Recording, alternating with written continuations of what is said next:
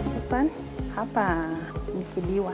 Mimi ni mpishi napikia supervisor. Nimeanza kazi hapa ilikuwa mwezi wa 11. Tangu niingia hapa nimeona mabadiliko. Saa hii nalipia watoto wangu school fees vizuri. Saa hata hii kazi ikiisha, at least nimesave kitu naweza anza kazi yangu. Ndio nilikuwa na changamoto ya maumbili, lakini hata ukiwa mlemavu usikufe roho.